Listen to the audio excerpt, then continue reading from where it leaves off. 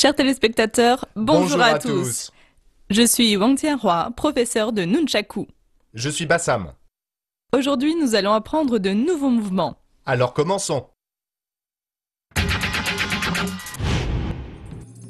Mais avant de commencer, révisons d'abord ce que nous avons vu la dernière fois.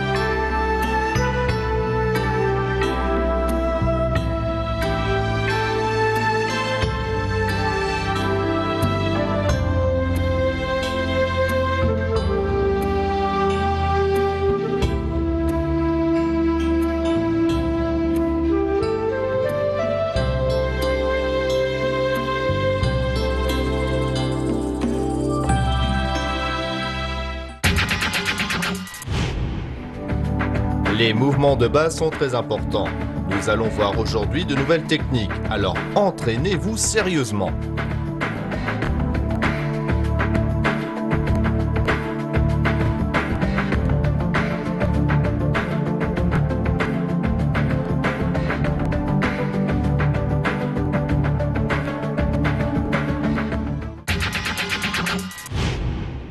Chers téléspectateurs, voici les nouvelles techniques de la leçon d'aujourd'hui.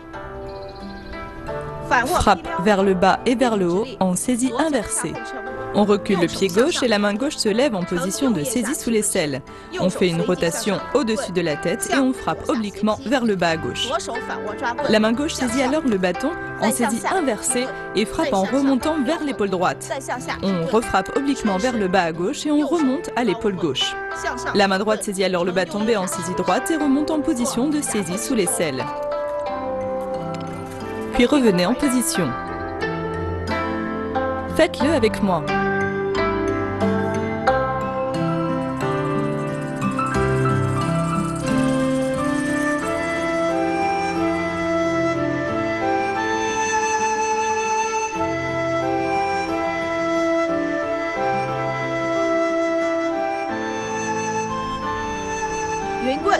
Rotation à plat. On recule le pied gauche, la main droite laisse pendre le bâton. La main droite décrit un cercle parallèle au sol vers le bas, puis un autre cercle au-dessus de la tête en frappant obliquement vers le bas à gauche. On relève la main droite en position de saisie sous l'aisselle, on mouline un tour et réceptionne sous le bras en frappant de la paume gauche, puis revenez en position. Faites-le avec moi.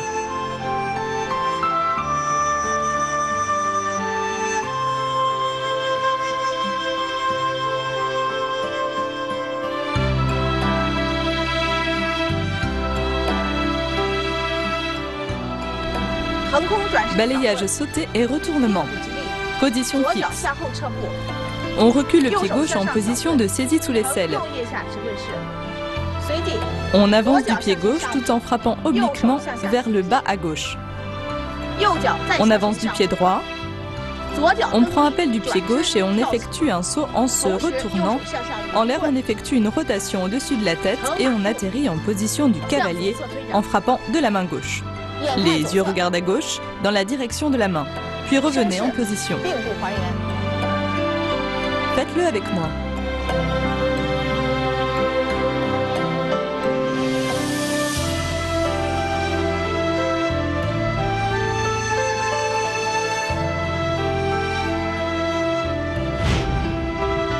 Pour les frappes vers le bas et vers le haut en saisie inversée, la saisie doit être ferme et la frappe vers le bas doit se faire avec force.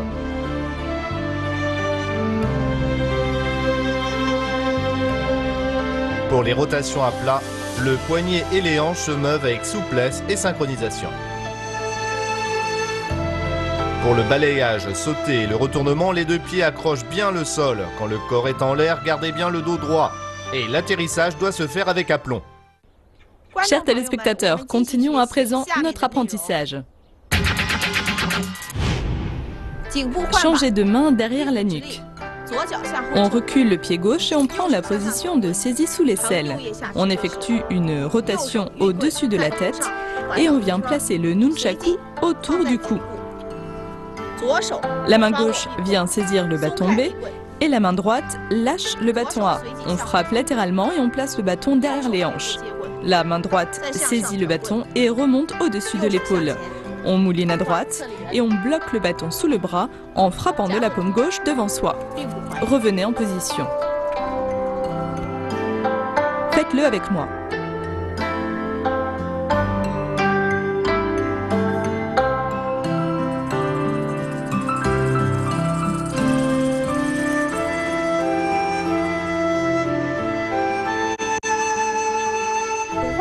Mouliner autour du poignet. On recule le pied gauche et on prend la position de saisie sous l'aisselle. On effectue un moulinet latéral à gauche, un à droite et un dans le dos. Ensuite, dans cette position, on relâche la saisie du bâton A et on attrape le bâton B en effectuant une rotation du nunchaku vers l'arrière. De là, le corps pivote vers la droite et on relâche le bâton B pour ressaisir le bâton A avec la même rotation. Puis, position de saisie sous l'aisselle, on mouline un tour, on bloque sous le bras en frappant de la paume gauche, puis on revient en position. Faites-le avec moi.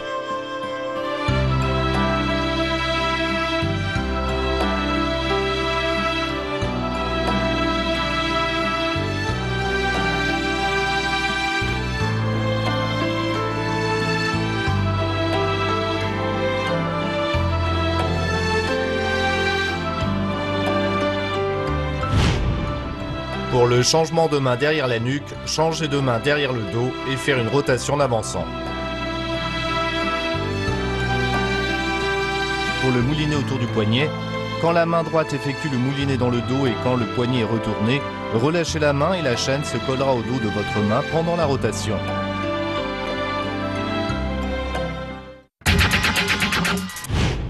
Professeur, le moulinet autour du poignet est un mouvement difficile. À quoi faut-il faire attention ? Pour ce mouvement, c'est la rotation des hanches et le mouvement du poignet qui permet de changer la course du bâton. Après la frappe, il faut prendre l'habitude de relâcher les épaules, les coudes et les poignets pour pouvoir contrôler la course du bâton sur le mouvement suivant. Pendant l'exercice, il faut décontracter les bras et avec l'habitude, l'habileté viendra. Aujourd'hui, nous avons vu beaucoup de mouvements difficiles. Demandons conseil au professeur. Professeur, regardez-moi faire. D'accord.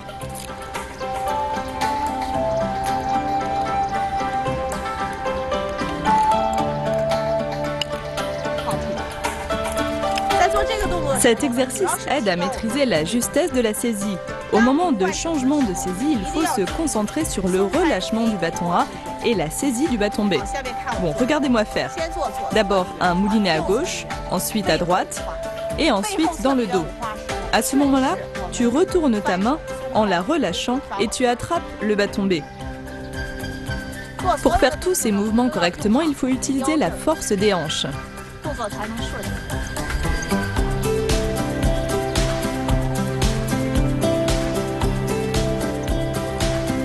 Voilà, refais-le encore.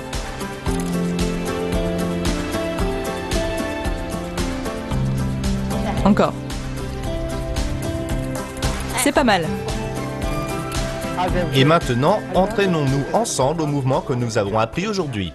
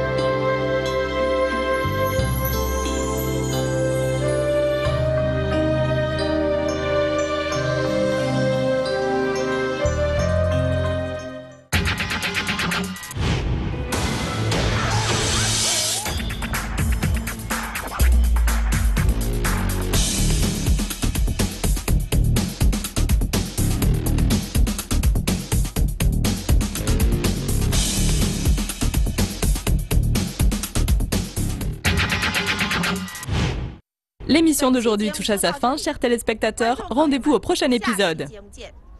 Au revoir.